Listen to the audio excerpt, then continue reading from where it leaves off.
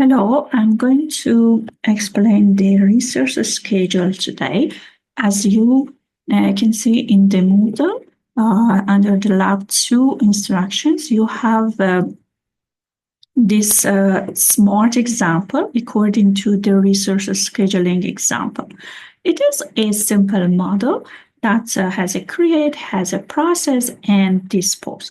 The process is using a resource and the capacity of this resource, if you are going to look at your resource module, it is not based on the capacity. It is based on the schedule. So it's not fixed capacity. Instead, it is based on a schedule. First of all, please pay attention that this arena is created in the older version of arena. So you can see the different view of the modules. Also, if you want to go through the details of the modules instead of these colorful ones that are the ones that we usually work with them, you should go through this basic process, advanced process, statistic, and advanced transfer. So first of all, pay attention to that.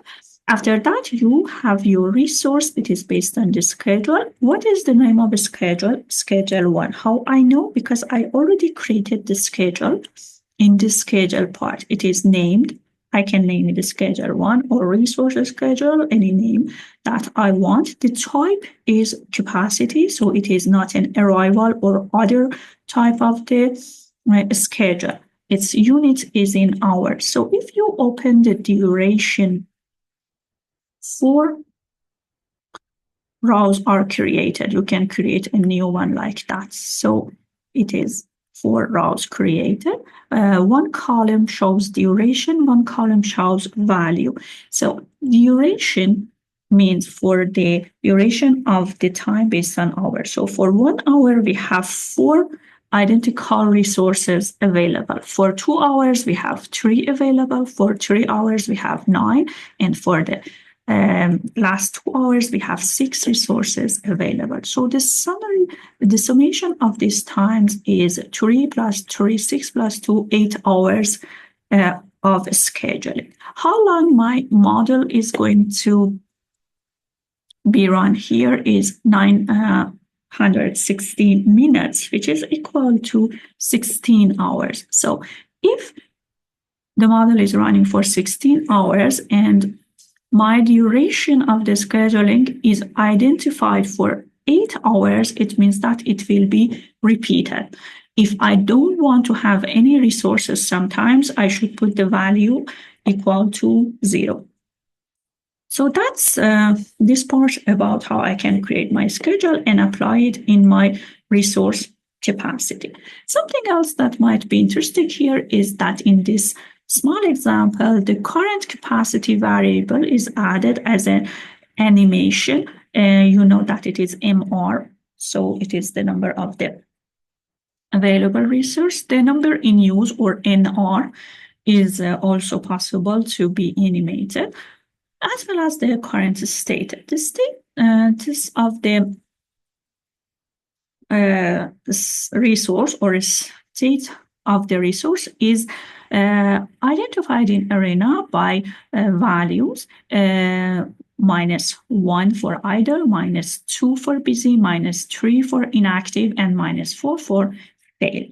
So if I run this model for duration of the time, you can see, for example, the current capacity is 4, the number in use is changed to 3, the current state is -2 because they are always working, so they are busy. So this is how it works for the creation of the schedule for our resources. If I stop this, there is one point to be added, is about the schedule rule. So what does it mean, the schedule rule? We have 3 rules here named wait, ignore, and print.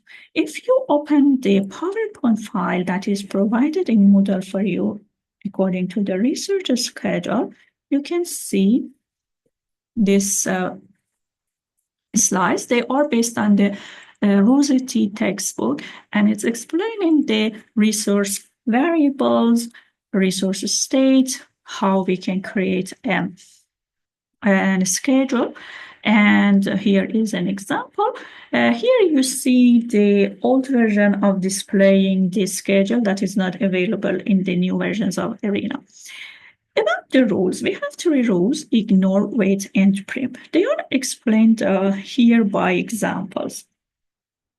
Suppose that your simulation professor has office hours throughout the day, except from 12 to 12:30 p.m. for lunch. So what happens for each rule if you arrive at 11:55 a.m. with a question? So the resource has a pause from 12 to 12:30. The entity arrives at 11:55. In case one, you arrive at 11:55 and you have a 10-minute question. So the service time is 10 minutes. At noon, the professor gets up and hangs a lunch in progress sign. So the professor continues to answer your question for the rest of 5 minutes. And when you leave at 12:05, the professor will not accept the new student. So the resource will not accept a new entity and will consider their pause or lunch time. But the professor finishes the lunch time at the same scheduled time of 12:30. So she or he will sacrifice their lunch time for 5 minutes here. So the ignore method is the method that the resource makes sacrifice if it is started, the pause is started when the resource is busy. Another example is if you arrive at 11:55 with a 45-minute question, this time you will finish your answering at 12:40. So in this situation, the time of finishing the pause, which was 12:30, has passed. So the professor cannot get any lunch time. So it is the ignore or sacrificing situation. If the rule is wait, when the resource is busy with an entity or a client student, they will continue to answer the question until, for example, 12:05, but the professor will have their complete lunch time. So they don't interrupt the current entity, but also does not sacrifice the total time of the pause. And the other case also, if the time of the questioning takes 40 minutes, the professor will answer the question until 12:40, but will have their complete lunch time and finish it at 1:10. So this is the wait logic. In the prep logic, the students arrives at 11:55 and has a question of 10 minutes. At 12, the professor will ask the student to leave and wait. So the professor will start the lunch time and finish it at 12:30 and then continue to answer the student's question. So the student's question will be finished at 12:35. So we call this print rule as the selfish of the resource logic. So you might see these different logics requested to be applied for your resource scheduling. So you can use the resource scheduling for your assignment or exam if it is required.